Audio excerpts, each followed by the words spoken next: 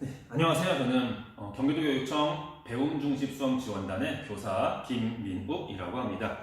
지금 코로나 때문에 한 2달 정도 온라인 계약을 하고 온라인 형태로 수업을 하고 있습니다. 그래서 그 한 2달 정도에 하면서 느꼈던 것들, 사례들, 그리고 앞으로 나아갈 방향들 이런 것들 한번 선생님들께 소개해 드리도록 하겠습니다.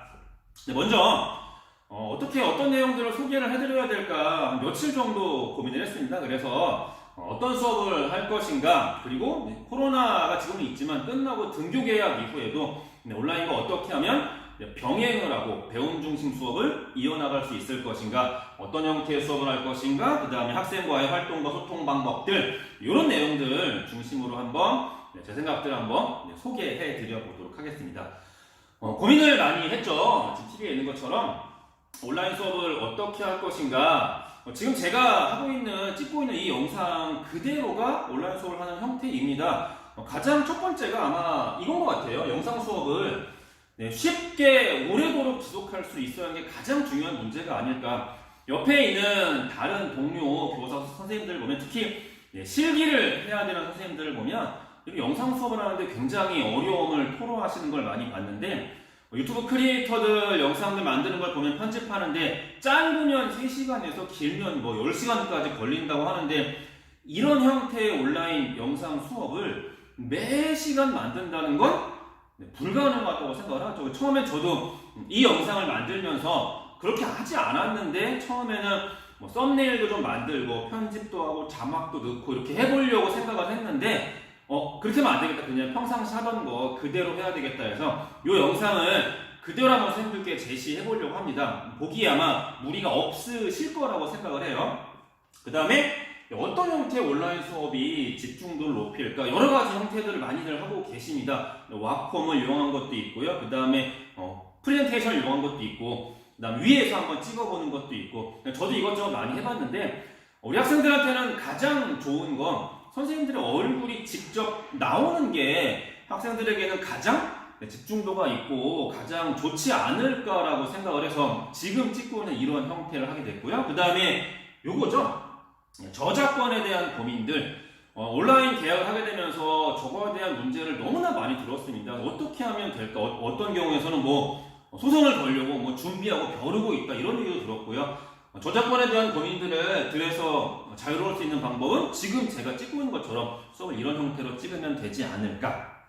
근데 이제 문제는 이렇게만 하게 되면 그냥 인강이랑 다를 바가 없게 되죠. 그래서 학생들의 참여와 어떻게 하면 소통할 수 있을까, 이런 부분들도 해보고 가장 좋은 것들을 한번 나름대로 얻은 것들이 있습니다. 그걸 소개해 드리도록 하겠습니다. 역사교과에 대한 수업에 대한 설계를 어떻게 해야 될까. 우리 학생들 같은 경우에는 역사 교과서는 교과서 용어에 대한 어려움과 독해 능력이 너무나 부족한 걸 많이 느꼈습니다. 하나만 한번 소개해 드려볼게요. 한 문장만 읽어보겠습니다. 왕조 국가를 안정적으로 운영할 수 있는 기틀이 마련되었다. 어려운가요, 선생님들? 우리 학생들은 어렵습니다. 기틀이 마련된 게 무슨 말인지 모르고요. 정국을 운영하였다. 향리와 수령이 보조하였다. 이건 물론이거니와 정도전, 조준과 같은 이런 부분을 통해서 이게 사람 이름인지 아니면 관청 이름인지 지역 이름인지 이런 부분이 너무 어렵습니다.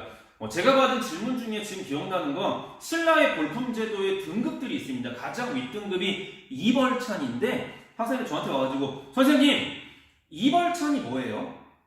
이런 질문이 지금 가장 기억이 많이 남는데, 이벌찬이 누구예요? 이벌찬이 누구예요? 그래서 교과서에 대한 용어에 대한 어려움과 독해 능력이 어려워서 등교 개학 이후에도 교과서를 읽고 독해해주는 영상을 학생들에게 서비스로 제시하면 참 좋지 않을까, 이런 생각을 지금 하게 됐습니다. 그래서 교과서 영상 정도는 등교 개학 이후에 하면 되고요.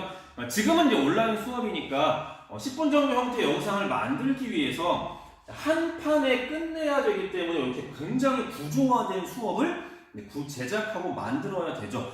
어떻게 보면 지금 여기 써있는 것처럼 거꾸로 수업 형태의 수업과 비슷하기도 한데, 거꾸로 수업 형태는 학생들에게 5분 내외 화두만 던지고 다음 시간에 학교에 와서 같이 얘기를 해본다면, 얘는 그런 게 아니라 10분에서 15분 사이에 완전한 형태의 교과 내용 지식을 전달할 수 있는 걸 칠판 한 판에 전달할 수 있게 구조화된 수업을 계획해야 된다는 게 조금 다른 점입니다.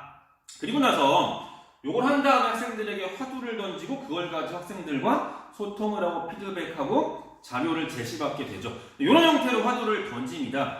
미래 사회는 어떤 사회일까, 어떤 직업이 인기 있고 어떤 직업이 사라질까. 이 수업 같은 경우에는 역사 교과서에 나오는 산업혁명기 이전과 이후에 사회가 어떻게 변했는가를 설명하는 수업입니다.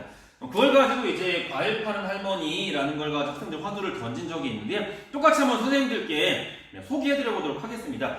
유럽에 가서 직접 경험한 일인데 유럽에 가서 할머니한테 과일을 샀더니 우리나라에서는 과일을 사면 우리나라 사람들이 사과 10개를 직접 담아서 계산을 하죠. 근데 그 할머니는 아닙니다. 잘 익은 사과 3개, 중간 사과 4개, 썩은 사과 3개를 골고루 담아주세요. 그래서 얘기를 했죠. 할머니 이거 버리고 다 잘 익은 사과로만 10개 주세요 했더니 할머니가 뭐라고 했냐면 안 돼. 이유는 네가 잘 익은 사과를 다 사가면 늦게 오는 사람은 뭐만 남지 않느냐? 썩은 사과만 남지 않느냐? 불공평하다. 나중에 오는 사람도 잘 익은 사과를 먹을 수 있어야 되지 않겠느냐? 어떻게 생각하세요? 뭐가 옳을까요?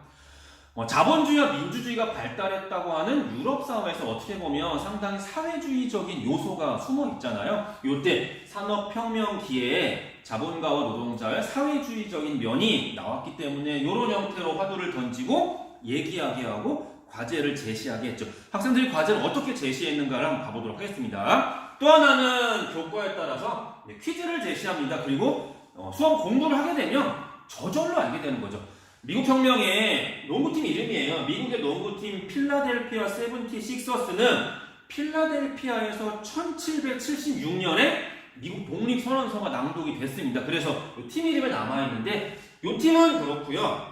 이건 좀 수업이랑 관계가 없는 얘기죠. 미국의 농구팀 시애틀 슈퍼소닉스인데 시애틀에는 보잉사, 비행기를 만드는 보잉사가 위치해서 비행기를 상징하는 소닉이라는 이름이 붙어있죠. 이런 사례들이 굉장히 많습니다. 사례들을 먼저 소개하고 그 팀 이름은 왜 그랬을까를 한번 학생들에게 조사하고 나중에 이유는 뭘까? 물론 교과는 이 팀 하나와 관계가 있지만 나중에 퀴즈를 제시하게 했더니 학생들이 굉장히 열심히 하는 것을 봤습니다. 그래서 사례죠. 이게 되게 중요한 것 같아요. 여기에 비공개 댓글이에요. 학생들이 직접 질문도 하죠. 이 평균 주제가 뭐예요? 라고 직접 댓글을 달아준 적도 있고요. 그 다음에 학생들이 공부한 것을 직접 사진을 찍어서 올리게 했더니 자기가 필기한 것을 올리기도 하고 여기에 과제가 굉장히 많습니다. 근데 문제는 이게 핵심이죠. 교과서를 읽는데 평상시에는 아마 다른 교과도 마찬가지인 것 같아요. 요즘에 배움 중심 수업의 학생 참여형 수업이라 그래서 저도 마찬가지지만 교과서를 그렇게 많이 보지 않습니다. 그랬더니 아까 말했던 것 학생들이 교과서를 잘 보지 않고 독해 능력이 부족하고 용어가 부족해서 교과서와 관계된 것들을 공부하게 하고 보여줘봐라 라고 했더니 여기에 있는 중요한 내용들을 써서 체크하고 과제를 올리죠. 그랬더니 하나하나 많은 학생들이 공부하는 모습들을 보면서 학생들의 성향과 성격도 알게 되고 학생이 성장해가는 모습을 직접 눈으로 쉽게 볼 수 있게 된다는 걸 깨닫게 됐습니다. 그리고 나서 학생들이 이제 교과서를 찍어서 올리면 옆에 보고 잘못된 것들, 틀린 것들을 바로 댓글로 학생들의 실시간으로 그거 잘못됐고 설명은 이런 거야 라고 알려주는 점도 굉장히 좋은 점이었고요. 그 다음에 마지막으로 하나 더 소개를 하면 역사 교과서뿐만이 아니라 다른 교과서에도 요즘에는 이제 학생 참여를 유도하기 위해서 스스로 활동하기로 하는 것들이 많이 들어있는데 이런 부분들을 그동안은 잘 활용하지 못했던 것 같아요. 근데 이렇게 지금 집에서 가정학습을 하다 보니까 스스로 활동하기, 말 그대로 학생들이 스스로 활동을 해서 그것들을 직접 과제를 해결하고 제시를 합니다. 그럼 이제 여기서 고민이 생기는 거예요. 학생들이 정말 저걸 제대로 할까? 이게 이제 학생들이 올려놨던 모습인데 이게 아까 처음에 얘기했던 학생과의 소통에 대한 부분이에요. 교과서를 찍고서 검사를 받고 많은 선생님들이 뭐 도장을 찍어주기도 하고 참 잘했어요라고 써주기도 하는데 거기다가 선생님들 한마디 피드백을 써줬을 때 학생들이 굉장히 좋아했던 걸 봤는데 이렇게 과제를 올렸을 때 옆에다가 댓글을 달고 개인적으로 개별적으로 학생들 하나하나에게 너 이렇게 했구나 잘했구나 칭찬과 또는 고쳐야 될 점 질문들을 학생들과 소통을 했더니 너무나 많은 학생들과 소통하고 있는 건데 학생들이 개개인의 입장에서는 선생님과 개인과 1대1로 때로는 칭찬도 받고 보상도 받고 소통한다는 생각 때문에 이 학생이 그런 경우죠. 실제로 제시했던 것보다 과제를 한 2개면 되는데 굉장히 경쟁적으로 6개나 되는 과제를 올립니다. 많은 학생들이 과제를 이렇게 올렸는데 이렇게 온라인 수업을 하고 학생들 하나하나에